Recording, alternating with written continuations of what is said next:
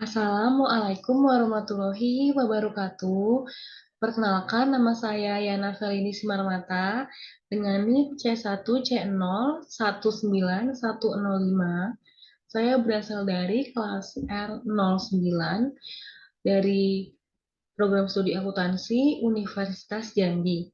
Pada kesempatan kali ini, saya akan mempresentasikan mengenai materi yang ada pada mata kuliah akuntansi keperilakuan, di mana materi tersebut berjudul Komunikasi Informasi Akuntansi.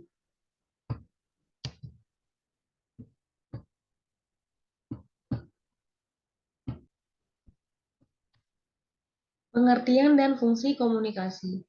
Gibson dan kawan-kawan mengatakan bahwa komunikasi berasal dari kata Latin communis yang berarti sama.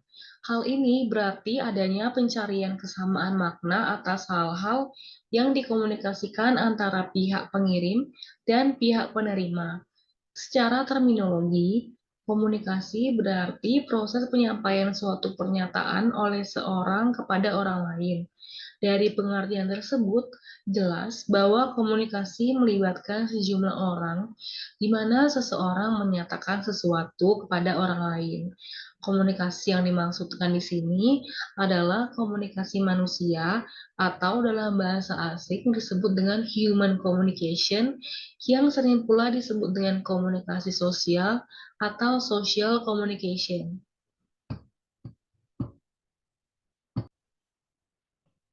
Model komunikasi. Model adalah penyajian abstrak dari beberapa aspek teori dan sistem klasifikasi yang memungkinkan seseorang untuk mengambil serta mengategorikan bagian yang potensial menjadi relevan dari suatu proses. Model-model tersebut menetapkan batasan terhadap pertanyaan apa saja yang menjadi bagian dari komunikasi dan memberikan struktur bagi komponen-komponen dari proses tersebut. Berikut adalah model-model komunikasi. Yang pertama,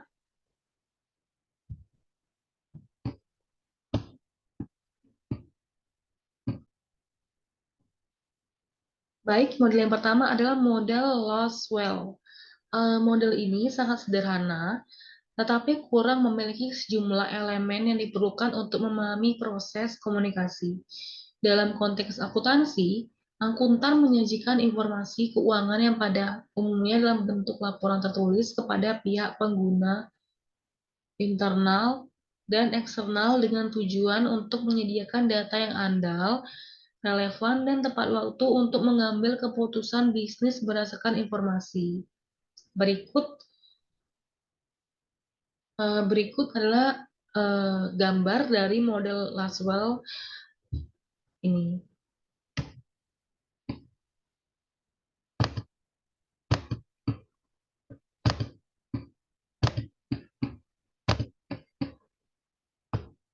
Kedua, model Shannon-Weaver. Claude Shannon dan Warren Weaver mengembangkan model matematis dari komunikasi yang diilustrasikan pada gambar, di mana model tersebut dikembangkan untuk menjelaskan komunikasi melalui alat perantara seperti telepon atau korespondensi tertulis. Model ini merupakan suatu kemajuan dibandingkan dengan model Lasswell karena model tersebut membedakan antara sumber informasi, pengirim informasi, penerima informasi, dan tujuan.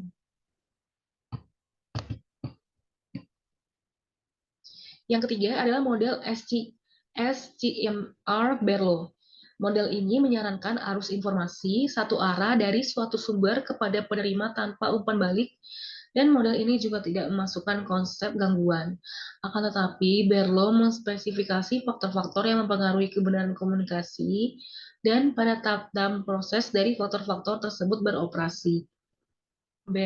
SCMR-Berlow Wesley McLean mengembangkan suatu model untuk riset komunikasi samping. Model tersebut memiliki cara-cara yang akan dikomunikasikan. Satu, sebagai pesannya adalah suatu dikodekan di atau mengurangi orang lain. Selanjutnya,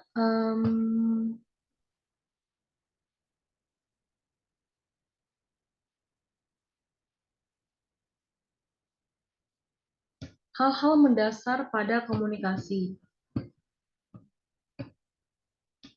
Hal-hal mendasar dalam komunikasi.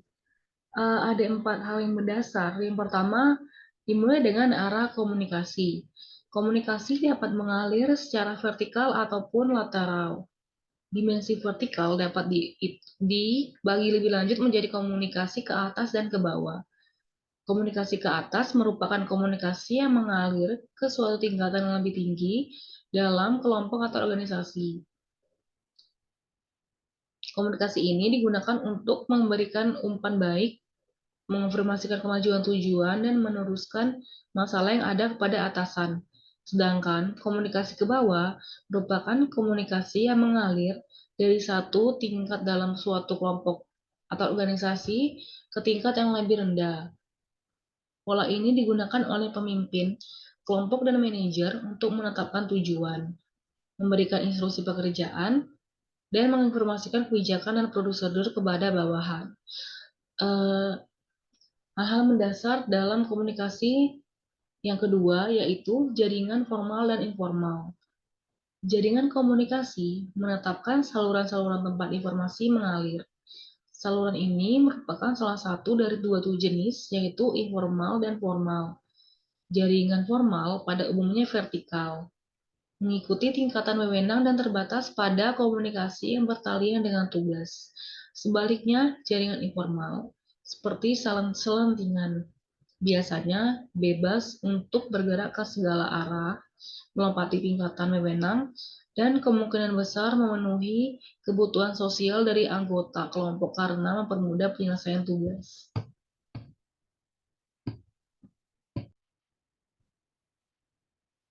Yang ketiga adalah komunikasi nonverbal. Studi akademis tentang gerakan tubuh disebut dengan kinetika. Studi ini merujuk pada sikap tubuh, konfigurasi wajah, dan gerakan tubuh lainnya. Akan tetapi, studi ini merupakan bidang yang relatif baru dan lebih dipengaruhi oleh dugaan dan popularisasi dan bukan dukungan penemuan riset. Dengan demikian, walaupun diakui gerakan tubuh merupakan salah satu segmen penting dari studi atas komunikasi dan perilaku, seseorang tetap harus berhati-hati dalam pengambilan kesimpulan. Dan hal-hal mendasar terakhir, yaitu penghalang komunikasi yang efektif. Terdapat beberapa penghalang utama terhadap komunikasi yang efektif yang perlu disadari, yaitu yang pertama penyaringan. Penyaringan mengacu pada pengirim yang memanipulasi informasi sedemikian rupa sehingga tampak lebih menguntungkan di mata penerima.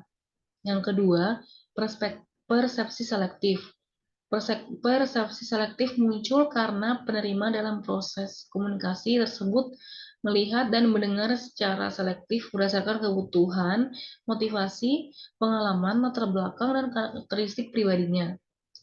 Yang ketiga, penghalang komunikasi yang ketiga yaitu defensif. Defensif ketika orang yang merasa terancam cenderung bereaksi dengan cara mengurangi kemampuan mereka untuk mencapai pemahaman timbal balik. Dan penghalang yang terakhir yaitu bahasa. Bahasa adalah kata-kata yang memiliki arti berbeda dari orang-orang yang berbeda.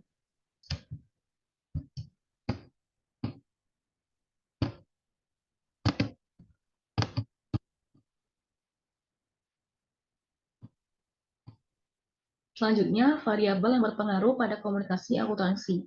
Ada 5 variabel yang berpengaruh pada komunikasi akuntansi. Dimulai dari yang pertama, yaitu sumber. Ada 2 aspek yang dapat mempengaruhi proses komunikasi, yaitu pada variabel sumber ini. Yang pertama, kredibilitas sumber. Kredibilitas sumber merupakan suatu bangunan yang multidimensional. Riset empiris mengindikasikan bahwa kredibilitas sumber terdiri atas 3 faktor, yaitu kewenangan, kejujuran, dan kedinamisan. Lalu yang kedua dari variabel sumber ini yaitu kesamaan antara penerima dan sumber. Komunikasi yang efektif akan lebih mudah terjadi ketika sumber dan penerima adalah serupa. Dan yang kedua, variabel yang berpengaruh, yang kedua adalah pesan. Pesan adalah keseluruhan dari apa yang disampaikan oleh komunikator dan seharusnya mempunyai inti pesan atau tema sebagai pengaruh di dalam usaha mencoba untuk mengubah sikap dan tingkah laku komunikan. Pesan dapat disampaikan dengan panjang lebar, tetapi yang perlu diperhatikan adalah tujuan akhir dari pesan itu sendiri. Pesan terdiri dari dua aspek, yaitu isi pesan, content of message, dan lambang atau simbol untuk mengekspresikannya. Variabel yang ketiga yaitu organisasi pesan. Cara terbaik untuk mengorganisasikan pesan bergantung pada budaya di mana informasi tersebut digunakan. Lalu yang keempat yaitu berlakuan pesan. Informasi akuntansi sebaiknya berulang. Pengulangan meningkatkan pemahaman atas materi. Ringkasan yang menunjukkan, menyoroti, atau mengorientasikan pembaca terhadap fakta-fakta juga meningkatkan pemahaman dan retensi pembaca. Pengulangan lintas saluran juga meningkatkan retensi. Retensi pembaca semakin meningkat ketika fakta-fakta dalam penyajian variabel disoroti dengan penarik perhatian seperti garis bawah, huruf besar, bagan dan warna. Lalu variabel yang terakhir yaitu penerima. Ketika menganalisis suatu situasi komunikasi, seseorang perlu mempertimbangkan faktor-faktor mengenai penerima, seperti latar belakang demografis dan budayanya, sikap sebelumnya, pengetahuan, pola perilaku, dan sistem lingkungan atau sosial di mana mereka menggunakan informasi tersebut. Baiklah, sekian hasil dari presentasi saya pada kesempatan kali ini. Kiranya apa yang saya sampaikan boleh menjadi manfaat bagi kita semua. Saya mohon maaf atas segala kekurangan selama saya presentasi. Saya akhiri. Wassalamualaikum warahmatullahi wabarakatuh.